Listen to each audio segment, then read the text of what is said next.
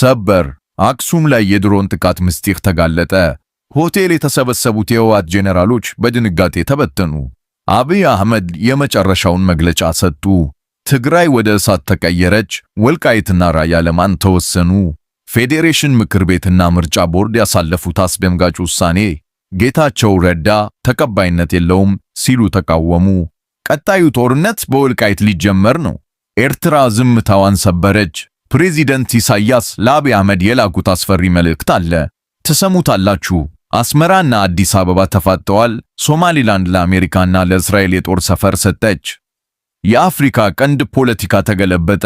የቀይ ባህር ጉዳይ ዓለም አቀፍ ቅሌት ሆነ። አብይ አህመድ በዚህ ጉዳይ እጃቸው አለበት። በመቶዎች የሚቆጠሩ መሳሪያዎች ተማረኩ። መተከል ደም አለቀሰች። የ19 ዓመቱ ወጣት ታግቶ ተወሰደ። ሸኔና ጉሙዝ ተባብረው ህዝቡን እያረዱ ነው። መንግስት ለምን ዝም አለ? የቤኒሻንጉል ጉሙዝ የዘር ማጥፋት ወንጀል ተፈጽሟል። ፕሬዚደንት ኤርዶጋን ለአብይ አህመድ የላኩት ማስጠንቀቂያ። የኦህዴድ ብልጽግና ሚስጥራዊ ስብሰባ ሾለከ። ስለ ወልቃይት የተነጋገሩት አስደንጋጭ ነገር አለ። ተሰሙታላችሁ። በመጨረሻም አብይ አህመድ ያዘጋጁት ኤሊት ፎርስ እና ሚስጥራዊው ካርታ አሰብን በኃይል ለመውሰድ የታቀደው ሴራ ተጋለጠ። ይህን ጉድ ሳታደምጡ በፍጹም እንዳያመልጣችሁ። ግን ወገኖቼ ፖለቲካውን ለፖለቲከኞች እንተውና ወደ እውነት እንምጣ። ዛሬ በመተከል ጫካዎች ውስጥ የታገቱት ወጣቶች ሕይወት ይሰማችኋል። አስቡት፣ አንዲት እናት ልጄን ለትምህርት ለሥራ ብላ ልካ ሸኔ ያገተው ጉሙዝ ወሰደው ሲሏት የምታፈሰውን እንባ። በገዛ አገራቸው በገዛ ቀያቸው እንደ እንስሳ እየታደሉ የሚኖሩት ንጹሃን ዜጎቻችን ስቃይ መቼ ነው የሚያበቃው? በወልቃይትና በራያ ህዝብ ላይ የሚደረገው የፖለቲካ ቁማር የህዝብ ደም እንደ ውሃ መጠጣት ያህል ነው። እና አብይ አህመድ አዲስ አበባ ሆነው ካርታ ሲቦጭቁ መሬት ላይ ግን የሚሞተው ዳው ገበሬ ነው። ይህ ጨለማ ግን ለዘላለም አይቀጥልም። ከጎንደር ተራሮች እስከ ባሌ ጫካዎች፣ ከትግራይ ምሽጎች እስከ መተከል ሸለቆዎች የኢትዮጵያ ህዝብ አንገቱን አይደፋም። ዛሬ በመከራ ውስጥ ብንሆንም ነገ የኛ ነው። ያልታጠቀው ህዝብ ታንክ የታጠቀውን ጦር እያሸነፈ ያለው ለምን ይመስላችኋል? ምክንያቱም እውነት ከኛ ጋር ናት። ግፍ በዛ፣ ሰማይ ተከፈተ። የንጹሃን እንባ ፈጣሪ ፊት ደርሷል። ኢትዮጵያዊነት አይሸነፍም። ዛሬ የሚያለቅሱት እናቶች ነገ የድል ዘፈን ይዘፍናሉ። በርቱ፣ ጠንክሩ። ጊዜው የለውጥ ነው። ሰላም ጤና ይስጥልን። የተከበራችሁና የተወደዳችሁ የማርኮን ሚዲያ ቤተሰቦች እንደምን አላችሁ? ዛሬ ሀገራችን ኢትዮጵያና የአፍሪካ ቀንድ ቀጠና በታሪኩ አይቶት ወደማያውቀው አደገኛ ምዕራፍ መሸጋገሩን የሚያረጋግጡ እጅግ አስደንጋጭና ሚስጥራዊ መረጃዎችን ይዘን ቀርበናል። ከሰከንዶች በፊት የአየር ኃይል ድሮኖች የአክሱም ሰማይ ያጨለሙት። ኢላማቸው ማን ነበር? የህወሓት ጄኔራሎች ለስብሰባ በተቀመጡበት ሆቴል ላይ ያነጣጠረው የድሮን አውድማ ምን መልእክት አለው? በሌላ በኩል ፌዴሬሽን ምክር ቤትና ምርጫ ቦርድ በወልቃይት በራያና በሌሎች አወዛጋቢ ቦታዎች ላይ ያሳለፉት ውሳኔ ጦርነት አወጀ። ጌታቸው ረዳ ለምን ተቆጡ? ብልጽግና ምን እያሰበ ነው? እና ፋኖ በጎንደር የሰራው ታሪክ የመከላከያ ኮሎኔሎች ሳይቀሩ ተሸንፈናል ብለው ያመኑበት የሻውራ ውጊያ መሳሪያ እንደ ቅጠል ረገፈ። ከሀገር ውጭ ደግሞ ሶማሊላንድ ለአሜሪካና ለእስራኤል የጦር ሰፈር ለመስጠት ተስማማች። ኢሳያስ አፈወርቂ ለአብይ አህመድ የመጨረሻ ማስጠንቀቂያ ላኩ። ይህ ማርኮን ሚዲያ ነው። መረጃው እሳት ነው። አንድም ደቂቃ እንዳያመልጣችሁ። አሁኑኑ ሰብስክራይብ፣ አሁኑኑ ላይክ። ወደ ዝርዝሩ እንገባለን። ወገኖቼ የትግራይ ሁኔታ ከድጡ ወደ ማጡ እየገባ ነው። በትግራይ ክልል ታሪካዊቷ አክሱም ከተማ ላይ ዛሬ የሆነው ነገር የሰላም ስምምነቱን በይፋ የቀበረው ይመስላል። መረጃዎች እንደሚያመለክቱት በአክሱም ከተማ በሚገኘው ፋስ ፋንታሲ ሆቴል ውስጥ የህወሓት ከፍተኛ አመራሮችና የጦር ጄኔራሎች ወሳኝ ስብሰባ ላይ ነበሩ። በድንገት የአየር ኃይል ዊንግ ሎንግ ድሮኖች የከተማዋን ሰማይ ወረሩት። ይህ የድሮን ቅኝትና አሰሳ በስብሰባው ላይ የነበሩትን አመራሮች ከፍተኛ ድንጋጤ ውስጥ ከቷቸዋል። ሆቴሉ በታጠቁ ኃይሎች ተከበበ። ጄኔራሎቹ ስብሰባውን አቋርጠው ወደ አክሱም ሐውልት ስርና ወደ ሚስጥራዊ ዋሻዎች ለመሸሽ ተገደዋል። ለምን? አብይ አህመድ ለምን አሁን ድሮን ላኩ? ምክንያቱም የህወሓት አመራሮች ከቅርብ ጊዜ ወዲህ ወልቃይትን በኃይል እንወስዳለን የሚል መፈክር ይዘው ጦር ሲያሰለጥኑ ነበር። መንግስት ይህን እንቅስቃሴ ለመግታት አለውኝ አጠፋቸዋለሁ የሚል ማስጠንቀቂያ በድሮን የላከ ይመስላል። የአክሱምና የመቀለ ነዋሪዎች ጦርነቱ ዳግም ተጀመረ። ብለው በስጋት ተውጠዋል። በተለይ ከመቀሌ የሾለኩ መረጃዎች እንደሚያሳዩት ድሮኖቹ የአመሮቹን እንቅስቃሴ ኢንች በኢንች እየተከታተሉ ነው። ይህ ነገር ከቁጥጥር ውጭ ከወጣ የሰሜኑ ጦርነት አራተኛው ዙር በቅርቡ ይጀመራል።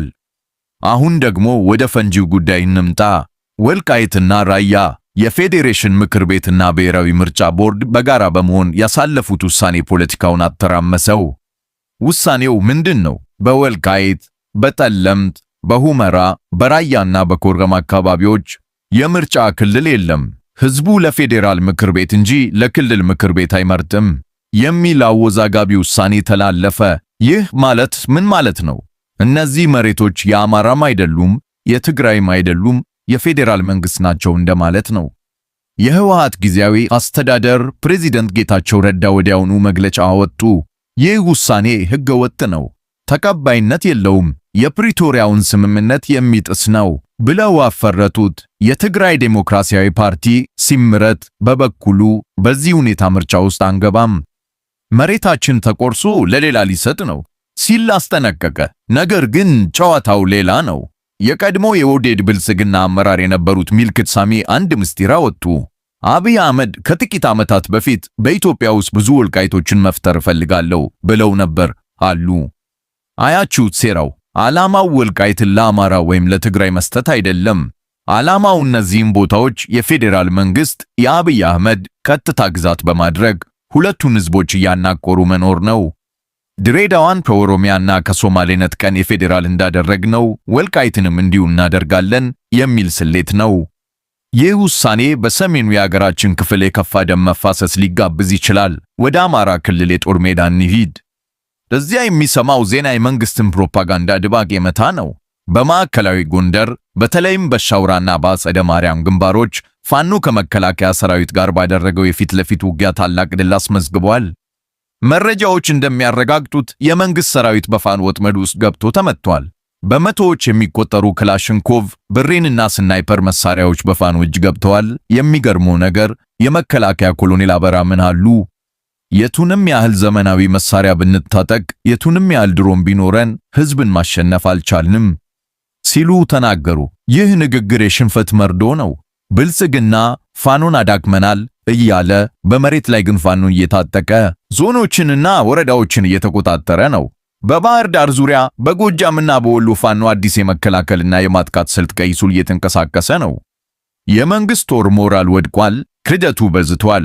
በመጨረሻም ኢትዮጵያ በዓለም አቀፍ ሴራ ተከበበች። ሶማሊላንድ ምን እንዳደረገች ሰማችሁ? ራስ ገዝ አስተዳደሩ ለአሜሪካና ለእስራኤል የጦር ሰፈር ለመስጠት ዝግጁ ነኝ አለች። ለምን? ዕውቅና ስጡኝ እንጂ መሬቴን ውሰዱ እያለች ነው። ይህ ነገር ቀይ ባህርን እሳት ሊያደርገው ነው። እስራኤል ባብኤል ማንዳብ አካባቢ የጦር ሰፈር ካገኘች የየመን ሁቲዎችና ኢራን ዝም አይሉም። አብይ አህመድ ከሶማሊላንድ ጋር የተፈራረሙት የባህር በር ስምምነት አሁን ወደ ትልቅ የጂኦፖለቲካ ጦርነት ተቀይሯል። የኤርትራው ፕሬዝዳንት ኢሳያስ አፈወርቂና የሳውዲ አረቢያ ባለስልጣናት ይህን ጉዳይ በቅርበት እየተከታተሉ ነው። የሳውዲ ልዑል ፋይሰል ቢን ፋርሃን አዲስ አበባና አስመራ የተመላለሱት በዚሁ ጉዳይ ነው። ቀይ ባህር የኛ ነው፣ አብይ አህመድ እጁን ያንሳ የሚል ማስጠንቀቂያ ይዘው ነው የመጡት። የቱርኩ ፕሬዝዳንት ኤርዶጋን ሳይቀሩ ሶማሊያን የሚነካን ነካ ብለው ጦራቸውን ወደ ሞቃዲሾ ልከዋል። ኢትዮጵያ በሁሉም አቅጣጫ ተወጥራለች። በሰሜን ከኤርትራ፣ በምስራቅ ከሶማሊያ፣ ግብጽ፣ በምዕራብ ከሱዳን። አብይ አህመድ በሐዋሳ ስታዲየም ያሳዩት የኮማንዶ ትርኢት እና ኤሊት ፎርስ ምረቃ ለነዚህ የውጭ ኃይሎች የተላከ ማስጠንቀቂያ ነው።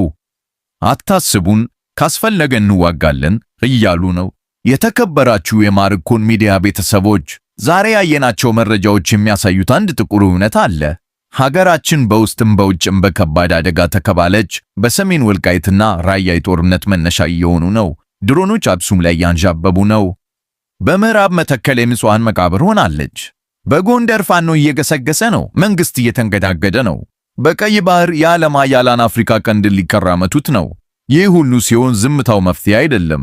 መረጃው ለሁሉም መድረስ አለበት። ነገ ከመክፋቱ በፊት ዛሬ እንወቅ። ይህን ቪዲዮ ሼር በማድረግ ላይክ በማድረግ ለሁሉም እንዲደርስ አድርጉ። በቀጣይ ስለ አብይ አህመድና ስለ ሳውዲ አረቢያ ሚስጥራዊ የዶላር ስምምነት ይዘን እንመለሳለን። አሁኑኑ ሰብስክራይብ፣ የደወል ምልክቷን ተጫኑ። ማርኮን ሚዲያ እውነቱን ከምንጩ ኢትዮጵያ በክብር ለዘላለም ትኑር። ቸር እንሰንብት።